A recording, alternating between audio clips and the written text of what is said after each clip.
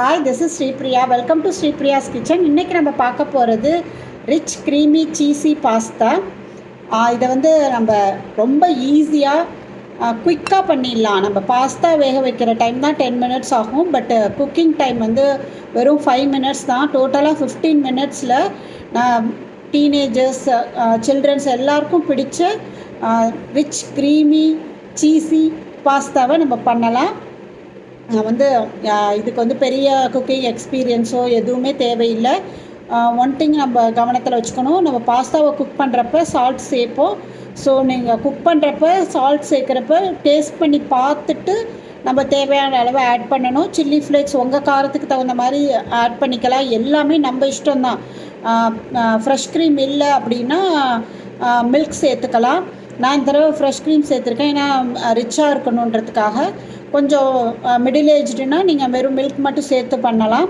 மைதா வந்து ரொம்ப ஆட் பண்ண வேண்டாம். நான் ரொம்ப கொஞ்சமாக தான் ஆட் பண்ணியிருக்கேன். மைதா ரொம்ப ஆட் பண்ணால் ரொம்ப திக்காக அதோட டென்சிட்டி அதிகமாக இருக்கும். அதை கவனத்தில் வச்சுக்கோங்க.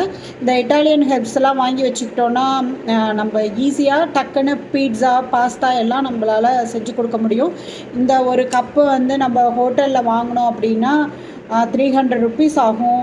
டொமினோஸில், பீட்சா ஹட்டில் அதெல்லாம் வாங்குறப்ப. பட் நம்ம வீட்டிலையே இந்த மாதிரி செஞ்சு வச்சுட்டோம், வெளியில் போகிறோம் அப்படின்னா செஞ்சு ஃப்ரிட்ஜில் வச்சிடலாம். குழந்தைங்க வந்து அழகாக மைக்ரோவேவ் பண்ணி சாப்பிட்டுக்கலாம். வாங்க எப்படி செய்கிறதுன்னு பார்க்கலாம். நான் வந்து ஒரு 2 லிட்டர்ஸ் வாட்டர் எடுத்திருக்கேன். 1 டேபிள் ஸ்பூன் ஆயில் விட்டுருக்கேன். சன்ஃப்ளவர் ஆயில், ஆலிவ் ஆயில் எது வேணால் விட்டுக்கலாம். 1 ஸ்பூன் சால்ட் சேர்த்துருக்கேன். இதில் பாஸ்தா, இது வந்து இதை ஆட் பண்ணி தண்ணி கொதி வந்தோடனே இந்த பாஸ்தாவை ஆட் பண்ணி நம்ம வந்து ஒரு 10 மினிட்ஸ் வேக வைக்கணும். அந்த பேக்லேயே இன்ஸ்ட்ரக்ஷன்ஸ் கொடுத்துருப்பாங்க, அந்த டைம் வேக வச்சா போதும். பாருங்கள், 10 மினிட்ஸ் வைக்க சொல்லியிருக்காங்க. ஸோ எந்தெந்த பேக்கெட் நீங்கள் வாங்குறீங்களோ அதில் வந்து எவ்வளோ நேரம் குக் பண்ணணும் அப்படின்னு சொல்லியிருப்பாங்க. ஸோ வாட்டரில் பாஸ்தாவை ஆட் பண்ணி நம்ம குக் பண்ணலாம். இப்போ நல்லா கொதி வந்துடுச்சு. நான் பாஸ்தாவை ஆட் பண்ணியிருக்கேன். இதை 10 மினிட்ஸ் மீடியம் ஃப்ளேமில் வச்சு நம்ம வேக வைக்கலாம். 10 மினிட்ஸ் கழித்து இதை வடிகட்டிடணும். 10 மினிட்ஸ் கழித்து பார்க்கலாம். 10 மினிட்ஸ் ஆகிடுச்சு. பாஸ்தா நல்லா வெந்துடுச்சு. நான் வடிகட்டி எடுத்துட்டேன். இந்த ஸ்டேஜில் வந்து நம்ம கோல்டு வாட்டர், வந்து நார்மல் வாட்டர் தான், இதை போட்டு கொஞ்சம் நம்ம நல்லா ரின்ஸ் பண்ணி எடுத்துக்கணும். அப்போ தான் வந்து ஒன்றோட ஒன்று ஒட்டாமல் இருக்கும். நம்ம ஏற்கனவே ஆயில் போட்டு சால்ட் போட்டு குக் பண்ணியிருக்கோம். இந்த மாதிரி கோல்டு வாட்டர் விடுறதுனால இந்த மாதிரி தனித்தனியாக இருக்கும் 6 நாளும். ஸோ இப்போ இந்த குக் பண்ணுறதுக்கு பாஸ்தா ரெடியாக இருக்குது. நான் வந்து வர்ஜின் ஆலிவ் ஆயில் எடுத்திருக்கேன். இது இல்லைன்னா நீங்கள் கவலைப்பட வேணாம். இந்த மாதிரி blunted oil R sunflower oil எது வேணால் யூஸ் பண்ணிக்கலாம். நான் 1 டேபிள் ஸ்பூன் ஆலிவ் ஆயில் விட்டுருக்கேன். இதோட 1 டேபிள் ஸ்பூன் பட்டர் ஆட் பண்ணியிருக்கேன். இது உருகட்டும்.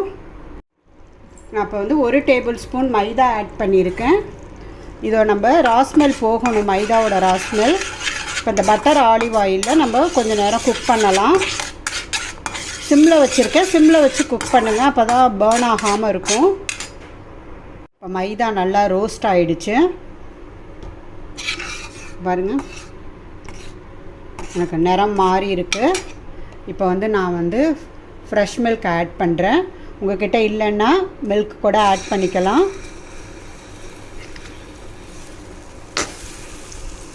உங்கள் தேவையான அளவு நீங்கள் ஆட் பண்ணிக்கலாம். நான் ஒரு 1/2 கப்பு ஆட் பண்ண போகிறேன். ஃப்ரெஷ் க்ரீம் ஆட் பண்ணிட்டேன். இந்த ஸ்டேஜில் நான் 1 ஸ்பூனு ரோஸ்டட் கார்லிக் பவுடர் எடுத்திருக்கேன். 1 spoon roasted garlic powder, 1 spoon onion flakes, 1 spoon pizza mix, 1 spoon Mexican seasoning, காரத்துக்கு தகுந்த மாதிரி சில்லி ஃப்ளேக்ஸு, இது 1 டேபிள் ஸ்பூன் சேர்த்துருக்கேன். இதெல்லாம் நம்ம ஆட் பண்ணியாச்சு. ஸ்டவ்வை வந்து சிம்மில் தான் வச்சுருக்கேன். இதை ஒரு 1 மினிட் நம்ம மிக்ஸ் பண்ணி விடலாம். இது நல்லா மிக்ஸ் ஆகணும். இப்போ நீங்கள் வந்து ஃப்ரெஷ் க்ரீமுக்கு பதிலாக மில்க் சேர்த்தா ஒரு 2-3 மினிட்ஸ் நம்ம நல்லா கொதிக்க வைக்கலாம். பட் ஃப்ரெஷ் க்ரீம்னால அவ்வளோ நேரம் நமக்கு தேவையில்லை. இந்த ஸ்டேஜில் நம்ம வேக வச்ச பாஸ்தாவை இதில் ஆட் பண்ணலாம்.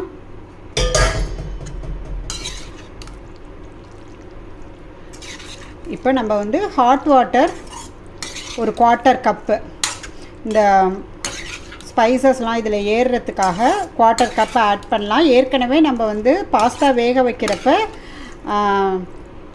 சால்ட்டு ஆட் பண்ணியிருக்கோம். இந்த தடவை டேஸ்ட் பண்ணி பார்த்துட்டு தேவையான அளவு சால்ட் ஆட் பண்ணிக்கலாம். சிம்மில் தான் இருக்குது. நான் ஒரு 1/4 டீஸ்பூன் சால்ட் ஆட் பண்ணியிருக்கேன். இப்போ ஹாட் வாட்டர் ஒரு 1/4 கப் விடலாம். ஸோ வந்து நமக்கு பாஸ்தா நல்லா க்ரீமியாக கிடைக்கும். இது ஒரு 2 மினிட்ஸு கொதி வந்தோடனே சிம்லுக்கு மாற்றிடலாம் நம்ம. இப்போ நான் ஹையில் தான் வச்சுருக்கேன். சால்ட்லாம் இந்த ஸ்டேஜில் செக் பண்ணிவிடுங்க. காரம் பத்தலைன்னா சில்லி ஃப்ளேக்ஸ் ஆட் பண்ணிக்கலாம் நம்ம. இப்போ எல்லாமே பர்ஃபெக்டாக இருக்குது. நான் டேஸ்ட் பண்ணி பார்த்துட்டேன். கொதி வந்துடுச்சு. நம்ம சிம்மில் 2 மினிட்ஸ் வச்சுக்கலாம். ஸோ எல்லாமே சேர்ந்துடும் பாஸ்தாவில். நான் வந்து பீட்சா சீஸ் எடுத்திருக்கேன். இது மோசரெல்லாவும் செடார் சீஸும் பிளெண்டு. ஸோ டேஸ்ட் நல்லாயிருக்கும். இந்த ஸ்டேஜில் நான் அந்த சீஸை ஆட் பண்ணியிருக்கேன். இது எவ்வளோ ஆட் பண்ணுன்றது உங்கள் விருப்பம். நான் ஒரு 2 டேபிள் ஸ்பூன்ஸ் ஆட் பண்ணியிருக்கேன். உங்களுக்கு எவ்வளோ வேணாலும் ஆட் பண்ணிக்கலாம். இதை நல்லா கிளறி விட்டு ஒரு 1 மினிட் குக் பண்ணலாம். ஸோ சீஸியாக க்ரீமியாக பாஸ்தா ரெடி ஆகிட்டுருக்கு. இந்த ஸ்டேஜில் நீங்கள் ஆலிவ்ஸ் சேர்க்கலாம். சீஸ்லாம் நல்லா பிளெண்ட் ஆகிடுச்சு. பார்த்திங்கன்னா தெரியும், இந்த ஸ்டாண்ட்ஸ்லாம் வரும். நீங்கள் எவ்வளோ சீஸ் சேர்க்குறீங்களோ அதுக்கு தகுந்த மாதிரி சீஸியாக இருக்கும். எப்படி வருது பாருங்கள்.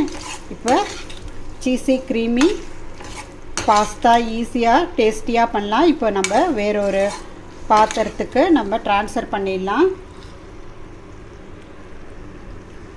நான் ஒரு மைக்ரோவேவ் பவுலுக்கு இந்த பாஸ்தாவை மாற்றியிருக்கேன். இது மேலே நான் வந்து அந்த சீஸ் போட்டு சில்லி ஃப்ளேக்ஸ் போட்டிருக்கேன். இதை நான் மைக்ரோவேவ் அவனில் 1 மினிட் நான் வந்து ரீஹீட் பண்ணி எடுக்க போகிறேன். ஸோ சீஸ் நல்லா மெல்ட் ஆகிடும். அவன் இல்லைன்னா நீங்கள் கடாயிலே சீஸை தூவி ஒரு சிம்மில் வச்சு மூடி போட்டு மூடி 1 மினிட் வச்சிங்க அப்படின்னா நல்லா மெல்ட் ஆகிடும். இப்போ அவனில் வச்சு எடுத்தாச்சு. க்ரீமியான சீஸியான பாஸ்தா ரெடி ஆகிடுச்சு. இது நம்ம வந்து ரெஸ்டாரண்ட் ஸ்டைலில் வீட்டிலே நம்ம சீஸியாக க்ரீமியாக ஈஸியாக பேச்சுலர்ஸ் கூட ரெடி பண்ணலாம். இப்போ டீனேஜ் பசங்களுக்கெல்லாம் பாஸ்தா தான் ரொம்ப பிடிக்குது. அது நம்ம வெஜிடபிள்ஸ்லாம் கட் பண்ணாமல் இந்த ஹெர்ப்ஸை வச்சே நம்ம டேஸ்டியான பாஸ்தாவை ரெடி பண்ண முடியும். இந்த ரெசிபி உங்களுக்கு பிடிச்சிருந்துச்சுன்னா லைக் பண்ணுங்கள், ஷேர் பண்ணுங்கள் அண்ட் சப்ஸ்கிரைப் பண்ணுங்கள். நன்றி, வணக்கம்.